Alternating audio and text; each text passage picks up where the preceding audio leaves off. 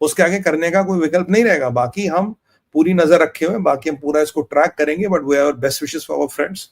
और इजराइल ने जो हमारी मदद की, हमें खुल के, बिल्कुल खुल के इजराइल की मदद करनी चाहिए। उन्हें हथियार चाहिए, उन्हें टेक चाहिए, उन्हें पैसा चाहिए, what ever they need, Bharat को खुल के बिना किसी रिपरकशन के सोचते इजराइल की पूरी मदद करनी चाहिए और इजराइल का पूरा हाथ बटाना चाहिए। हमें रशिया की पूरी मदद करनी चाहिए, रशिया का हाथ बढ़ाना चाहिए। और मैं आपको बताऊं, दोनों थिएटरों में ट्रंप अब की बार इंटरवीन नहीं करेंगे, क्योंकि ट्रंप को तो बुलाया था, आ जाओ भाई इस्तांबुल हम बात करेंगे। तो ट्रंप ने बोला हाँ मैं आने को तैयार हूँ, वो अर्दोगन का प्रपोजल था, जेलेंस्की बोला मैं आ रहा हूँ, पर पुतिन ने बोला मैं नहीं आ रहा। पुतिन अब नेगोशिएशन के मूड में नहीं है, पुतिन अब ठुकाई करने के मूड में है भाई। तो पुतिन के तेवर बदल गए। जब किसी बड़े नेता के तेवर बदल जाए तो वक्त की नजाकत को समझो।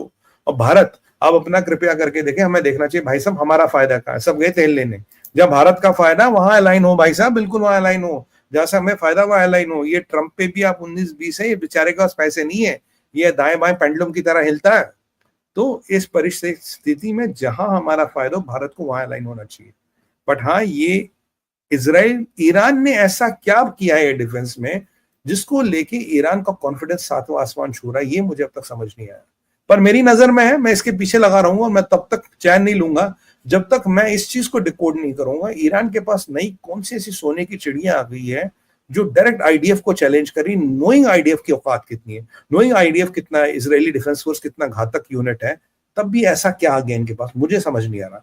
बट मेरी नजर रहेगी और मैं इनको तब तक नहीं छोड़ूंगा जब तक मुझे समझ नहीं आएगा। तो इसी के साथ आज तो काफी समय हो गया, मैं अपनी वाणी को विराम दूंगा और ऑपरेशन सिंदूर पे हमारी खास नजर रहेगी।